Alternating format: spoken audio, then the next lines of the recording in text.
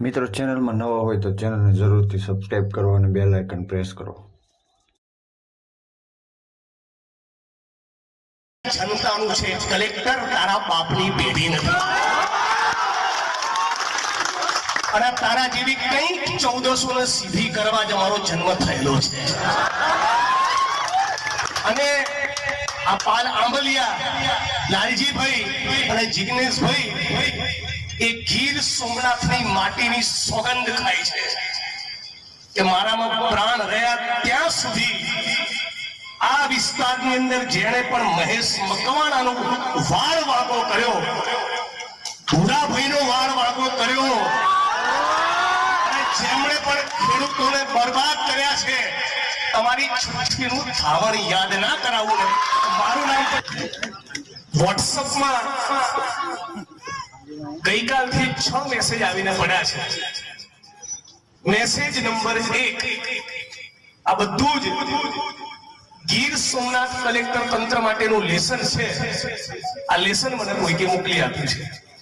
Message number 1, Talala તાલુકાના ઉમરેઠીમાં આવેલ સિંચાઈ વિભાગ ડેમમાંથી રિયોન અને જીએસએલ કંપનીને પાણી આપવામાં આવે છે. પાણી પેઠે 750 કરોડ રૂપિયાની રકમ કલેક્ટર તંત્રએ એમની પાસેથી ઉઘરાવવાની બાકી છે.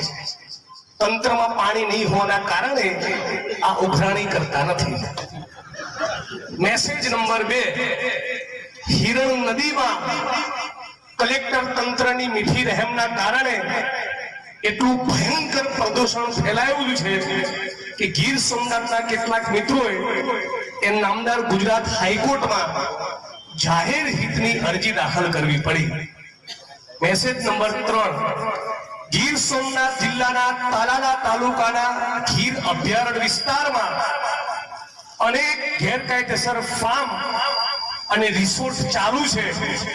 જિગ્નેશભાઈ સમયની અનુકૂળતા મળીએ સરકારી તંત્રના કલેક્ટર તંત્રના પાપ વિશે 240 પાનાની પીડીએફ તમને મોકલી આપીશ. મેસેજ નંબર 4, ગીર સોમનાથના તાલુલા નગરપાલિકાની હદમાં આવેલ ઘણા બધા કોમ્પ્લેક્સ એપાર્ટમેન્ટ બિલ્ડિંગ એ પરવાનગી વગરની ઊભી કરેલી રેસિડેન્સી છે અને તમામ જગ્યા ઉપર મોટા મોટા કોમ્પ્લેક્સ એપાર્ટમેન્ટ બિલ્ડિંગ ધમધમી રહ્યા છે. 2 વર્ષથી લગાતાર ગીર સોમનાથ જિલ્લાથી ગાંધીનગર સુધી અનેક વખત મૌખિક અને લેખિત રજૂઆતો કરવા છતાં આ મગરમચ્છોના બાંધકામ તોડવાનું પાણી એ કલેક્ટર તંત્રમાં નથી. ગીર સોમનાથ જિલ્લામાં દરેક ગામમાં ગૌચરની જમીનમાં દબાણ છે. ઘણા ગામોમાંથી ગૌચરમાં થયેલ દબાણો ખાલી કરાવવા માટે અનેક લેખોએ રજૂઆત ગીર સોમનાથ જિલ્લા કલેક્ટરને કરેલ છે, પરંતુ આજ દિન સુધી ખાલી કરવામાં આવતી નથી. અને સુત્રાપાડા તાલુકાના લોઢવા અને પાદરુકા ગામમાંથી ગૌચરની જમીન ખાલી કરીને જીએસસીએલ કંપનીને 500 વીઘા જમીન આપી દેવામાં આવી છે. કલેક્ટર તંત્રમાં પાણી હોય તો આ પણ ખુલ્લું કરીને બતાવે. અને મેસેજ નંબર 6, ગીર સોમનાથ જિલ્લામાં ચાલતી ઘણી બધી કંપનીઓ લાઇમસ્ટોનની લીજોમાંથી ખનીજ કાઢી રહ્યા છે.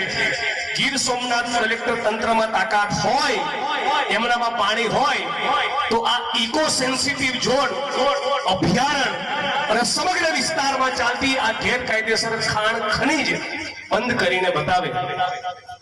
એટલું જ કહેવા માટે પાલભાઈ લાલજીભાઈ હું આવ્યા છીએ કે ગીર સોમનાથ અને ગુજરાત એ ગીર સોમનાથની અને ગુજરાતની જનતાનું છે. કલેક્ટર તારા બાપની પેઢી નથી અને તારા જેવી કંઈક 1400 ને સીધી કરવા જ મારો જન્મ થયેલો છે. અને આ પાલ આંબલિયા લાલજીભાઈ અને જિગ્નેશભાઈ એ ગીર સોમનાથની માટીની સોગંદ ખાય છે કે મારામાં પ્રાણ રહ્યા ત્યાં સુધી આ વિસ્તારની અંદર જેણે પણ મહેશ મકવાણાનો વાળ વાગો કર્યો, ભૂરાભાઈનો વાળ વાગો કર્યો જેમણે પણ ખેડૂતોને બરબાદ કર્યા છે, તમારી છઠ્ઠીનું ધાવણ યાદ ના કરાવું ને, મારું નામ પણ જિગ્નેશ મેવાણી. એ શેની તમને ચરબી ચડી છે? શેનો ફાટવા ચડ્યો છે? કલેક્ટર તંત્ર લગી મોટી તોપ છો? ધારાસભ્ય હોય, સંસદ સભ્ય હોય, કેબિનેટ મિનિસ્ટર હોય, આઈએસ હોય કે આઈપીએસ હોય, બધા જનતાથી મોટું કોઈ નથી. એ વાત આપણે જનતાએ સમજી લેવી. આ છે 6 મેસેજ જે મને પહોંચ્યા, જેનું મેં પઠન કર્યું. અને આરજી જે રામભાઈ એસ સોલંકી, જે પાલભાઈએ વાંચી.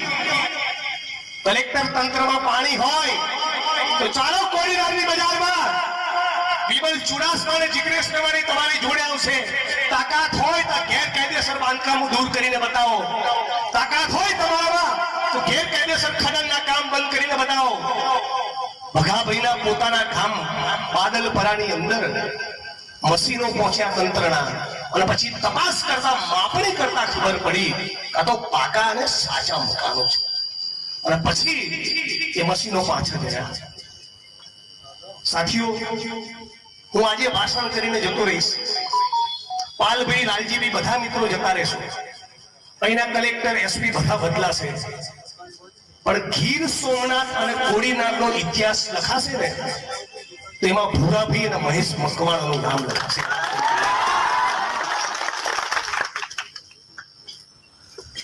અને એટલું પણ કહું, પેલા 302 ના આરોપી કે આરોપી નંબર 1 અને તારો ભત્રીજો,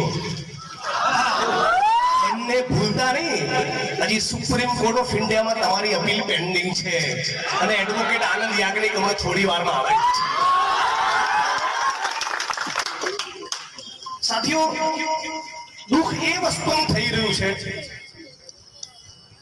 કે એસપીની ચેમ્બરમાં કોઈ બુટલેગર આરોપી તરીકે જાય અને કેવી રીતે ઉભો રહે. એવી રીતે વિમલભાઈ ચુડાસમાના હું કોઈ કેબિનેટ મંત્રીના ત્યાં જનતાનું કામ લઈને ગયા હોય ત્યારે કલેક્ટરો એવી રીતે ચાપલુસી કરવા માટે ઉભા હોય છે. એમની કોઈ તાકાત નથી. ગરીબ માણસના તમે મકાન તોડ્યા, કારડિયા રાજપૂત સમાજના તમે મકાન તોડ્યા, તમે દલિત અને મુસ્લિમ સમાજના મકાન તોડ્યા, તમે આહિર અને કોળી સમાજના મકાન તોડ્યા. તમારા તાકાત હોય તો આજે લિસ્ટ વાંચ્યું ને, એમાંથી એક બિલ્ડિંગ તમે તોડીને બતાવો. એક મારી તમને ચેલેન્જ છે. આજે ગરીબ માણસના મકાન તોડવા તો બહુ આસાન છે.